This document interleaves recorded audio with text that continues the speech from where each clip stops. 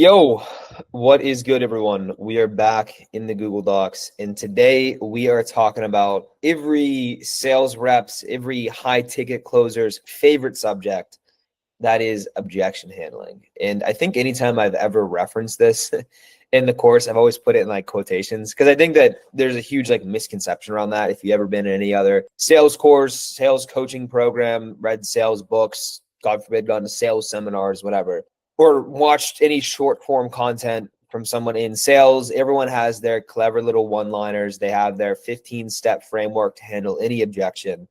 And so I think that this whole subset of sales, like objection handling, is kind of like a meme to me, at least at this point. And so I always put it in quotations because like I'm not going to sit here and give this magic framework of how to get around any sort of objection. If you've been through any of our content, if you listen to the Close and Paid podcast, you've been through the course, you've been on live calls, if you're relying on your ability to beg and convince people at the end of calls to move forward, you probably made some mistakes, right? Of course, it's a good skill set to have, and you need to be able to understand where people are at in this decision-making process and best navigate them to a decision. But I think the way it's conventionally taught is just very misguided. I think that it gives, again, a lot of people like the wrong expectation of how sales works. And so the reason I want to record this video is I have a very fresh perspective on the subject matter. I was selling a very, very good offer. In the last 3.5 months, I collected about $800K in cash. And I realized a couple different things when it comes to objection handling, because I had quite a few of the A-type personality people speaking to tons of different companies decide to move forward with us because they liked the sales approach. And I had people telling me they were speaking to competitors and, they had, pretty good offers as well. Maybe they had a thing or two they liked, but they felt pressured into buying. They felt it was overly salesy, and that made them feel that it was scamming. And so that's what I want to talk about today, because in the first things first, it is my belief now that objection handling is coming across very scammy. The reason being is in 2024, we live in this world of the no-brainer offers that breed inherent skepticism. The 100 leads per month or you don't pay. The start a growth operating business, make 10K in 90 days or you don't pay. Have an automated Amazon store that makes you 10K passive in 90 days or you get your money back plus $1,000 for wasting your time.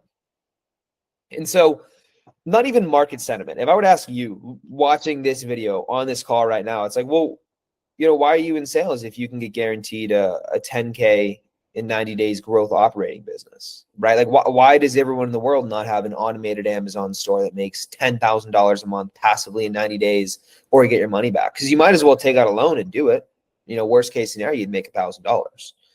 Why doesn't everyone do that? Well, again, if I were to ask you, I'm probably thinking, well, yeah, I don't know. I mean, obviously, yeah, they have some social proof, they have some case studies, people who do it, but not everyone's going to be able to do that. I'm sure there's going to be problems that arise. They don't really talk about or tell you about. Maybe they just kind of half-ass the program's not as good as they say. And then there's something written in the contract where I didn't take enough action, so I don't get my refund back. I don't even qualify for that guarantee. It's just a huge waste of time, and I just don't even want to bother, right? That's what most people would probably say, something along those lines, some line of excuses, right?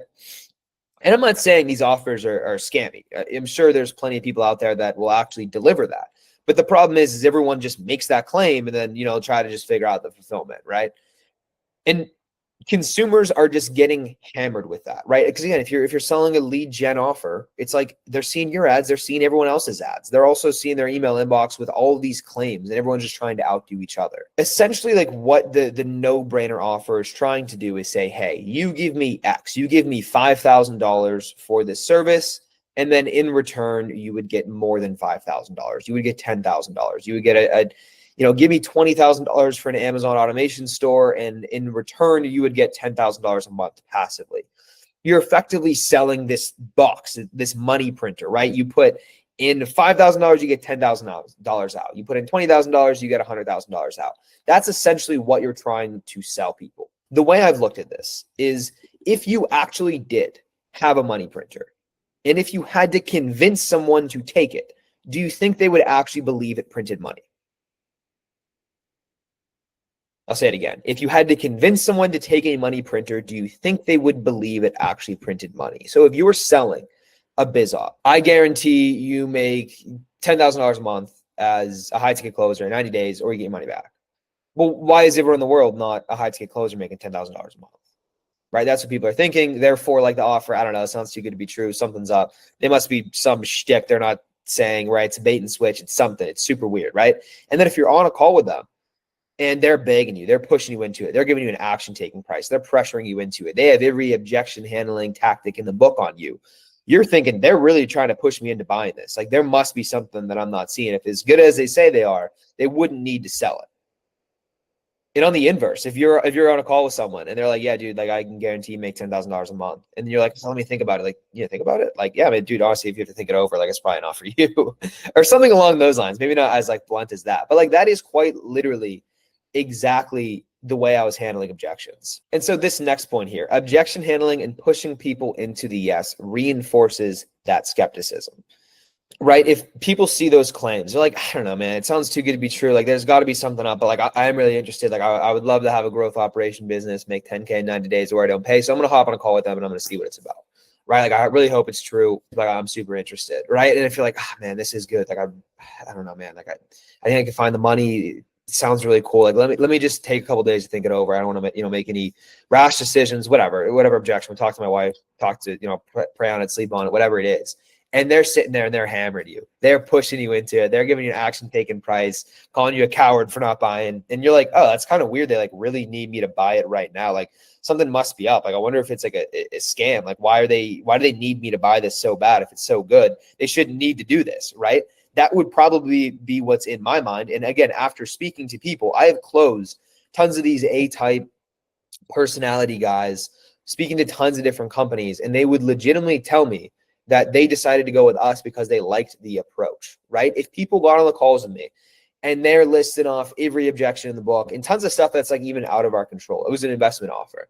And so like, yeah, the market forces, it's election year, like there's tons of different stuff going on, tons of stuff, right? And so if people were like, oh, I don't like that you guys do that, it's an election year, it's this, I have X, Y, and Z logistical concern, I don't know if I believe, I don't know if I trust it, I'd be like, yeah, man, honestly, if that's your concern, I'd probably say just don't do it. It's probably not the best fit for you.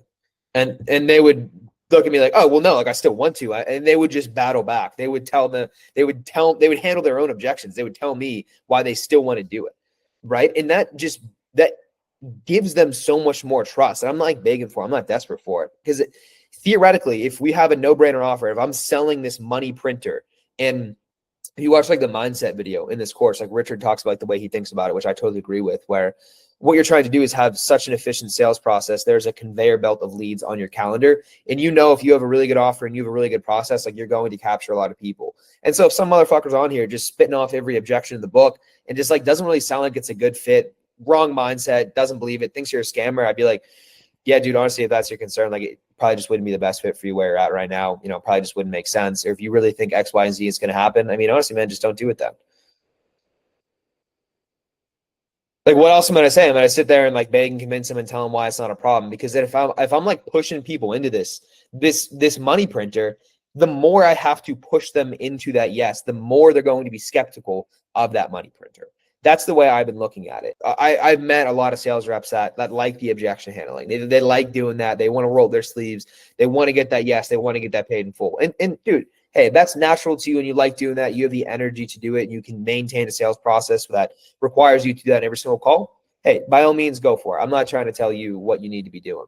Right. But what I've noticed as well is I think that turns off a lot of people. The people you have to push into it and trick into it are very likely to just ask for a refund the day later. And so after just taking hundreds of calls on this offer, I realized that correlation of like the more and more you're saying how great it is and pushing people to that yes, the more that they believe that money printer is just going to be a scam. And the more you can sit back, you could be relaxed, address the reasons why it does make sense, address the reasons why it does not make sense, and just be very neutral to the decision. And if you feel like it's not a good fit, let them know that, right? Bring up some alternatives and just have that open, honest conversation that you're not desperate for it. It inherently is going to breed that trust and maybe make them believe that money printer is legit because you're not begging them to buy it, right? The more you beg for them to buy it, the more their scam radar is going off. So number 2 here, handling objections is only logical if the expectation was that there is a decision to be made. And again, if you've watched some close and paid content before, you know we love to make fun of the free strategy sessions, the free demos, because most funnels still promote the free strategy call or the free demo call that sets expectations as an education call and not a decision call, forcing a square peg into a round hole. Because if someone agrees to a free strategy session to learn more and see what this is, it's going to be difficult to get a decision out of them. And I actually get a lot of calls sent to me still from people who are like, oh, I tried like a bridge concept. I tried to get people to pay for a contract, but they just like said no. Like, what do I do if they say no? And it's like, the more you ask about it, you watch the call. Yeah, maybe there's a couple of things that could be done better. But if they're just getting on a call to learn more, if their setter's booking them on a discovery call with you or a free strategy session, they don't need to take $1,000 refundable deposit to get a contract. They don't need to. They'll just be like, no, it's fine. I'll just wait. I'll just pay it all up front if I want to do it. And that's the answers you get because, again, there's no expectation from them to make a decision. Something that you'll notice, I'll skip to this one here, is if you go through the course, we like to a bunch of videos of like Richard using the bridge concept just for $1,000 for a contract. And people would literally be like, yeah, just let me think about it. He'd be like, well, as you know, I'm looking for a yes or a no. And so if you want to think it over, we could just do $1,000 for the contract. And people are like, oh, yeah, for sure. I'll take that. Because we built the entire funnel pointing and setting the expectation that by the end of this call, like we're just looking for a decision, whether it's a yes or a no, right? We'd educate them prior. The setters would answer some questions they have, educate them on the offer, what it is, how it works. Tell them about the company, show some social proof. They would say, hey, we'll get on this call with our press executive. They're looking for a decision, right? You say the yes or no at the start of the call. You push for the no a little bit. You get to the end, we're saying, yeah, we're just looking for a yes or no. At that point, they know a decision is expected. And so if they're still kind of on the fence and you offer them a solution, like they'll probably take it, right? But if that's like the first time you're letting them know they're looking for a decision and you just, try to finesse for like $1,000 refundable deposit, maybe like a little bit of a next step bridge concept or just a contract, yeah, some people will take it. But again, if the expectation is not for them to make a decision, it's just still going to be more difficult. And so same idea there is if the expectation is that there is a decision to be made on the call, the vague, let me think about it becomes illogical. And that's how Rich in those clips could be like, yeah, I get you're looking, I get you want to think about it, but I'm just looking for a decision. So we'll just do $1,000 refundable deposit and people would take it. We did tons of those because people knew that there was an expectation to make a decision. And that's how that stuff works. And so, yeah, even if you're on free strategy calls and if you don't say yes or no, it can still be done. People will take a solution if it is perfect for them and they do genuinely want to do it. But again, still kind of trying to fit a square peg into a round hole where it's just, it creates a little bit of friction if you're trying to get decisions out of people who did not know you were expecting a decision from them, right? You're setting yourself up for failure. And all this whole like second point is, before I move on, is something we'll talk about too, is like in sales, like, okay, you're not going to close 100% of people, right? 100% of people you speak to are not buyers. Like there's going to be tire kickers. There's going to be people who will give you every objection in the book. And no matter how good of a call you can do, there's people who are just not going to close, right? Sometimes on these calls, people are not there to be closed and you will not close them. You can offer the perfect bridge concept, but some people just won't take it, right? All you're doing with this type of stuff is you're just stacking the cards in your favor. You're trying to give yourself leverage. You're trying to give yourself the edge. So when it comes time to get a decision and go for the yes or no, or get a bridge concept or get a pay in full, that you've put yourself in a position of power where it is a likely outcome that you will get a decision, right? Again, on the free demo call is a free strategy session that, hey, get on this call. We'll show you how it works. We want to build a relationship with you. We'll just, see if we can help you. You are not setting yourself up for a decision there. And so that's where you get the putting a square peg into a round hole, where you're trying to force something that is just not there. So number 3 here, it is easier to close someone once you understand if they're gravitating more towards a yes or a no and guiding them to a decision versus pushing them into a yes or a no. And I'm going to go over like my framework here and the Rich's framework that he put in the course, and sort of like how I'll give you like some examples of like how to kind of best use this in a very practical sense, right? The reason I wanted to say this is I think a lot of people, and I'm probably guilty about this as well, is we'll take like this idea of like the yes or a no and almost involve like their ego, where if people aren't like a lay down deal, they're like, oh, if it's a no today, that's totally fine. Like push them away too hard, like disqualify them and then get off the call like, tire kicker, right? I'm looking for a yes or no. They couldn't make a decision. And then just like not be able to like find the nuance in that and find that, well, again, while you're stacking the cards in your favor to get people as close to a yes or a no as possible, you're still going to get tons of people who are, let me think about it, who are wanting to talk to their wife, or maybe speaking with some competitors, or maybe a couple months away.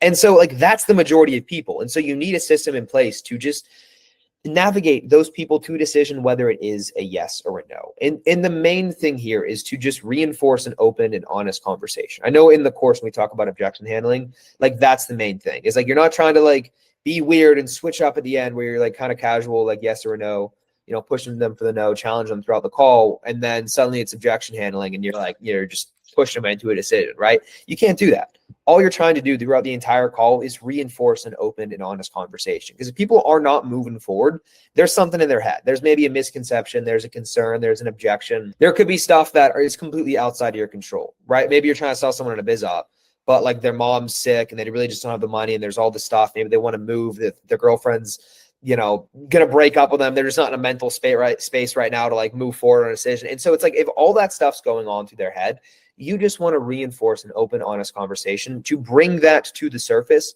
so you can talk about it, right? And so this last point here is you want to focus on opening them up instead of closing them sometimes, right? Everyone is like, go for the close, go for the kill, right? You want to yes, you want to no. But the reason why like objection handling, I think rubs people the wrong way sometimes, like from a prospect's perspective, is because like people don't hear them out. People don't listen to them. You know, people are like, oh, let me think about it. And instead of like normalizing that, like, oh yeah, dude, for sure. Like, was there anything like in particular you want to talk about? Like, I can send you over some resource, can definitely help you out. And like that opens up a conversation. But if people are like, no, you can't think about it, I'm looking for a yes or no. Like they don't want to work with you. Like if you're not going to work with them, they're not going to work with you on that, right? If you're not going to have an open, honest conversation with them, they're not going to have an open, honest conversation with you, right? And so all I think about doing when it comes time to handle objection, it's like, I just want to get what's in their head out into the surface. And if there's a misconception, if there's a concern, we'll talk about it. I can handle it. If it's a yes, great, we'll get it started. If it's a no, that's totally cool. And if there's something in between that maybe I can help them with, that I can offer a solution for a deposit, I can offer a bridge concept, I can offer a second call or just the best next steps. I want to know what that is just so I can handle it, right? Just so I can find the best approach. And so let's talk about like the actual framework here. And so this is like quite literally collected like 800K in cash. This is like all I was doing. And it's like kind of vague just because I think it's more so just reading people. One of the qualms I have with like the whole like objection handling thing is there's like a 15-step line by line. You have to say it like this. You have to be empathetic when you say this. And then you have to be serious when you say this. And then you have to, you know, be charismatic when you say that. It's like all this weird stuff that at the end of the day, like you're talking to another human being. And sometimes you just got to read someone. You just got to know the best way to ask someone something. You just got to know the best way to approach it. And this is like all I'm really trying to do here. It's a case by case basis, whatever you feel like would be the best way to approach someone, like depending on their personality, depending on how the call went, depending on things they said. Like you just have to understand like that gray area and be able to read people and just know what the best approach is to just open them up, have an open, honest conversation. And so like say I'm going through a call, right? And someone's like, oh, let me think about it. I'm like, cool. Yeah, man, no worries at all. You can even say we can go with a no for today. It's totally fine. What I would say is this: I can send you over a recap email with tons of information. Like, was there anything in particular you would need any further clarification on, just so I could show you something relevant to you? All I'm trying to do here is just, if there's like a concern in their head, if there's something that I went over that's like not super clear, that they want to do more research on, they want to do more due diligence on, I'm just trying to give them an opportunity to tell me that. You know, and again, you're doing this in like a very chill way, like normalizing it. It's like, yeah, man, cool. Like, you want to think about it? No worries. You want to do more research? You want to do more due diligence? Yeah, dude, no worries. I can send you over like a ton of information on this. So like you said, you want to do some more research. Was there anything in particular that you'd want to dive a bit deeper into? And I could actually send you over some resources that'd be helpful for you. And then they're just, oh yeah, whenever you covered like X or Y or Z, I thought that was pretty interesting. I definitely want to look more into that. And I'd be like, oh, okay, cool. Like I'm on the call with them. I'm sharing my screen. I just dive right back into that and kind of like repitch it. They'll naturally ask some questions and we're just like having that conversation again. And like, that's all I'm trying to do. I'm just trying to get the concern, the objection, the misconception in their head just out to the surface. And that's just a really good way to do it without really putting the pressure on or just being weird. I'm just trying to naturally conversate on the objection, bring that what's in their head out to the surface. Again, this is one of those things where you just kind of have to like figure out the best way to play it. Like there's no right or wrong answer. Like if you're on a call with someone, maybe they have like a weird personality, you're just not really clicking. So you kind of have to tweak it and say it in a different way that might land a bit better. Sometimes you have good rapport with people. You could just be a bit upfront. When I talk to like A-type personality guys, you can just be like, Yeah, man, I'll just be upfront with you here and just like say whatever's on your mind. And it lands very well. So you have to be able to navigate that. But like what I got like irritated with is, again, is the offer was so strong that people would still be like, I don't know, just like, let me think about it, and like not really open it up at all. You know, what I'm thinking now as someone who's taken hundreds of these calls is like, I get you want to think about it. You don't have to make a decision right now. But I've told you literally everything there is. You know, we have pre-call videos. I sent over some resources. They've had ample time to do research on us, the company, the offer. You know, we have tons of social proof. They can look into it. They've spoken with a setter. They opted into the ads 4 or 5 days ago. So like they've had enough time to kind of do some research if stuff was like they've been thinking about it. You know what I mean? So all I would really do is just kind of address the elephant in the room, right? It's like you can go ahead and think about it, but you kind of know if you want to do it or not, right? And so I'd be like, yo, just to be upfront here, because obviously we've gone through everything. And so typically at this point, like people have a pretty good idea of if this is something they even want to do or not. And so there's a couple different ways you can maybe finish that off. Like, all right, so stupid question. Like, does this align with what you're looking for? Do you see the ROI here? You can be honest with me. Not going to hurt my feelings. Like, what's actually holding you back here? And in the sense of like the no-brainer offer where it's like, hey, you put 5K in, you get 10K out. You're selling the money printer. Be like, if you really believed you could just pay 10K and get X result, like you jump right in, right? So what's actually holding you back here? And I'd say it too sometimes with like a laugh or like a smile, be like, yo, what's going on here, bro?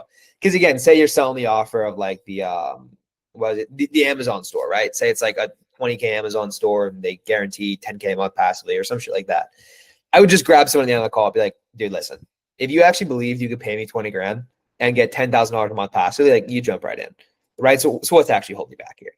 And I hate to just like tell you a tonality and an emotion to have here, but like it just needs to be so laid back, open and honest that you're thinking, hey, dude, we talked about everything. Like at this point, go ahead and think about it, right? Sleep on it, right? I'm not saying you have to make a decision, but like we've been through everything. Like you have a pretty good idea of if you want to do it or not. So like, where's your head at? What are you thinking? Right? Do you want to do this? You lean more toward a yes. You lean more toward a no. What's actually holding you back here? And again, I'm just listing off tons of different things to say. That is to me like all you're really trying to do when it comes to objection handling is just get people to open up, enforce an open, honest conversation where whichever line, whatever way is natural to you. And again, depending on people's personality types, you can play around with this and use different ones. We're like, I'm selling an investment opportunity, right? At the end of the call, let me think about it. Yeah, dude, for sure. Like, obviously, go ahead and think it over, take the weekend, whatever you want to do. But like, at this point, people have a pretty good understanding of it. This kind of aligns with what they're looking for. So, it might be a stupid question, but like, do you see the ROI with it? Because obviously, if you did, you jump right in, right? And so, it just kind of playing around with different ways of this to conversate with people best. And again, I said this 100 times. Just take the concern, the objection in their head, and just find a nice little charismatic way to bring that to the surface. And so even if you go through the course, I just copy and paste this in from it's fucking UK words. From the course, it's the same idea, right? It's like someone's like gives you an objection. Let me think about it. Oh yeah, dude, for sure, normalize it. Yeah, what do you need? Like a day or two? You think in a week, a couple months away, whatever. I honestly just like give me the weekend. I'll think it over. Okay, cool, man. All good with me. But honestly, like before I kind of suggest second call, next steps, I'm curious as of right now on a scale like 1 to 10, you know, 1 being no, not for you, 10 being yes, send the invoice. Like, where are you at? Right. And this is just kind of like the way that makes the most sense for him. He says it well. He does a very good job doing it. All you're trying to do is get the concerns that are in people's heads just out to the surface, right? And have an open, honest conversation about it. So they'll be like, oh yeah, honestly, about a 7. It sounds pretty good. And then you're just like, again, being open, honest. It's just like, cool, man. So honestly, I'm sure you know my next question here, but like, why 7? Why not a 9 or 10? Like anything kind of holding you back, or where's your head at? And they're like, oh yeah, I mean, the only thing is really like X and Y and Z. And then you're just getting back into that conversation, right? You're just reinforcing it again, going over things. Maybe they had some questions. They're a bit confused, some misconceptions. You know, they didn't really understand it fully. So they just wanted to kind of think it over. And then you can just handle those objections, right? And then if they are just stuck on like maybe like 1 or 2 logistical things, that's where you get the bridge concept coming in. And again, not to dive too deep into the bridge concept there, but like this is the exact conversation we had with so many people before Rich like invented the bridge concept. We're on the PR call. Yeah, dude, this sounds really good, but like I don't know. I guess my only concern is like I don't really know what articles I'm going to get. Don't know what they're going to look like, and like there's just a lot up in the air. And so to pay 10K up front, it's I don't know. Just I have to think it over. And then so after you go through this chill framework of objection handling, you get all these concerns out the surface, you understand the reasons people aren't moving forward, and then you can create that bridge concept to perfectly handle that. And then the objection handling framework is just trying to see what the reason is people aren't moving forward. And then, oh, hey, after tons of iterations, you have the perfect solution for it. That's all you're trying to accomplish. All right, so last point I want to make. This is what I call the spectrum of a decision. Yes, I made this graph myself. And so I'm going to explain what this is. You might be looking at this as like, yo, what the fuck's this guy talking about? Let me quickly explain this, right? So, you know, like the Jordan Belfort thing, it's like the straight line, right? You get them to the start of the call. The goal is to get them to the end of the line in the most efficient way possible. The end of that line is a decision, right? And so it's kind of the same idea. You start the call up here. By the end of by the bottom here, this is a decision, right? And so in this binary example here on the right-hand side, you get to the end, this green dot is at the yes, it's at the decision line. They've made a yes decision. The red dot is a no, they've made a no for a decision. And yes, in a perfect world, everyone just gives you a definitive yes or no. And maybe some people's misconception of the yes or no is that they're going to say it at the start of the call and they're going to get to the end and they'll say, hey, all right, John, it's 10K. And the prospect just goes yes, or the prospect just goes no. That's not what happens. Again, you can stack the cards in your favor by getting ahead of that, setting expectations for a decision, saying the yes or no, reinforcing the yes or no at the end of the call, but not always going to happen. And so what you have more times than not, again, we're trying to cater to the majority here, is people that, you know, maybe they like it, you know, they're intrigued. It's kind of closer to a yes, but not quite there. They're not ready to make a decision yet. And then people who are like, I don't know, maybe it's okay, but like, I'm kind of leaning more towards like a no. And this is why I asked that question earlier of, you know, obviously we've gone through everything. And so typically at this point, people have a pretty good idea of this is something they actually want to do or not. And so all I'm trying to do with questions like that is just open them up and see if I can gauge where they're at on this decision here. And so I'll explain this. Right at the top, this red dot, it's closer to the no. It's kind of far away from the decision line, right? And so this is like when you ask someone, it's like, all right, John, like, so cool, man, it takes some time to think it over. But like, obviously, we've been through everything. And so typically at this point, people have a pretty good understanding of if this is something they want to do or not. So like, honestly, where's your head at? You see the ROI here? Do you like it? Does this align with what you're looking for? Whatever you want to say. And they're like, I don't know, man. Honestly, like 10Ks up front. Not really a huge fan of that. I don't know. I'd have to think that over. I'm speaking to some competitors. Honestly, some people are charging like $400 or $500. I might go ahead and try that first. I'm actually going on vacation for the summer, so I'm not looking to start for the next 6 months. And then after that, you know, I'm opening up a new business. So honestly, maybe we could revisit this in like Q2 of 2025. I'm also, you know, getting a divorce. And then so I'm going to talk to my wife about it. I'm going to divorce her and then talk to my new wife about it. Again, I'm going to pray on it, renounce that religion, and then pray on my new religion. And so, yeah, maybe like 2026, I'll get back to you. Shit like that. Like that guy's far away. And if anything, it's a no, right? So I'm not really worrying about that guy too much. But when you open people up, you ask those types of questions, like this green dot, close to the yes, but like not quite there yet. When you ask those questions, like, yeah, man, honestly, like where's your head at? Like from a 1 to a 10, like where are you at? Kind of from a yes or a no, just align with where you're looking for. You see the ROI here. When you ask questions like that to open them up, you might understand they're like maybe 1 or 2 conversations away from making a decision. And so it's like, yeah, dude, honestly, I like it. You know, I know I need to do something. I like what you guys have. You know, the case study you showed, very similar to me. The company looks really legit. I enjoy this conversation with you. You know, maybe my only concern is like X or Y or Z. And it's like, oh, no, I totally get that, right? Like, so, and then you just go back into it. You just reinforce that conversation. Like you handle the misconception, right? You clear the confusion that's in their head. And just, again, reinforce an open, honest conversation. Because if someone is maybe 1 or 2 conversations away from getting to a yes, you could identify their green dot next to their decision line and push them over. And so when it comes to objection handling, that's really just the way that I've personally thought about it. That served me well, collecting about 800 cash in the last couple months, is just opening people up, reinforcing an open, honest conversation and saying, yeah, man, like, I get you want to take some time to think about it, but is this something you even want to do or not, right? Does this align with what you're looking for? Does this excite you? And I think from those answers, you can gauge if people are close to the yes, what you can do, have an open, honest conversation, push them over. And if people are very close to a no, normalize that. Yeah, man, no worries, totally fine as well. And so I hope this was helpful. I hope this visual was helpful as well. Like always, if you have any questions, concern, you want to chat about it, shoot me over a message and we can chat. Peace.